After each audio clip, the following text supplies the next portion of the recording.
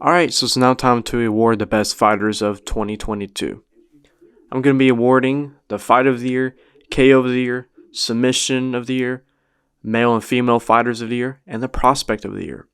Alright, so starting with my top 5 candidates for KO of the Year is Michael Chandler's front kick KO against Tony Ferguson, Leon Edwards' head kick KO of Kamaru Usman, Molly McCann's spinning elbow against Carolina, don't remember her name, Ilia Topuria's body shot right hook KO of Jai Herbert, and Marlon Rivera's fantastic head kick of Dominic Cruz.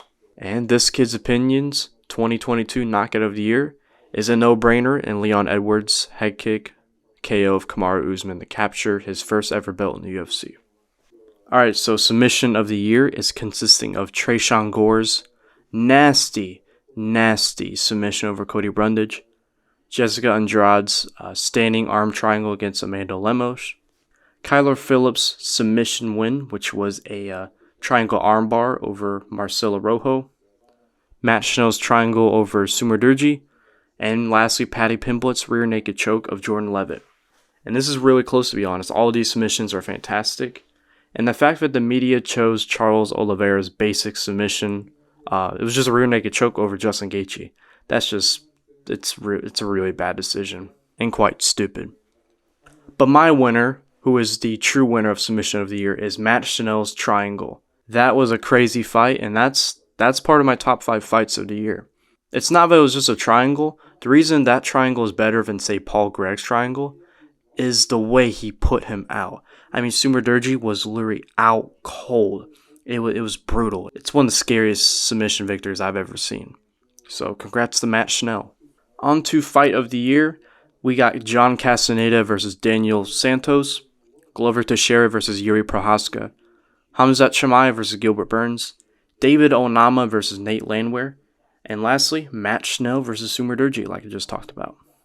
And the fight of the year, in my opinion, is Glover Teixeira versus Yuri Prochazka. And man, John Castaneda and Daniel Santos is a very close second place. That fight was awesome. Go check that out.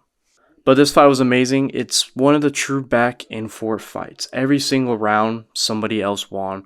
And it was a fantastic fight, a fantastic finish with Yuri submitting Glover, which no one expected. Top 3 candidates for male fighter of the year is Alex Pereira, Shavkat Rakhmonov, and Alexander Volkanovski. And the fighter of the year is clearly Alexander Volkanovski. Yes, Pereira had 3 wins and captured a title, but Volkanovski made the Korean Zombie look like Chris Moutinho and made Max Holloway look slower than a Ben Askren spinning back fist. On the other hand, Pereira barely beat Bruno Silva, knocked out Sean Strickland, and barely beat Israel Adesanya. Volkanovski outclassed his 2 high-level opponents in 2 title fights, so in my eyes, that's more valuable to me, and Volkanovski is my fighter of the year for the male side. And as for female fighter of the year, it's not even a discussion. Zhang Weili, 2 finishes, a really fantastic KO over Joanna Jędrzejczyk, and she captured a title. On to the last winner is Prospect of the Year, and that is Shavkat Rakhmonov, who is also a candidate for Fighter of the Year, so he's clearly my Prospect of the Year. And he secured 2 finishes and broke into the rankings by dismantling the always tricky Neil Magny. So yeah, to recap, my Fighter of the Year was Alexander Volkanovski for the men's side and Zhang Weili for female. KO of the Year was Leon Edwards' head kick over Kamaru Usman. Submission of the Year, Matt Schnell, his triangle over Sumer Durji. My Fighter of the Year is Glover Teixeira versus Yuri Prochazka. My Prospect of the Year is Shavkat Rakhmonov. Thank you guys for watching. Make sure to like and subscribe.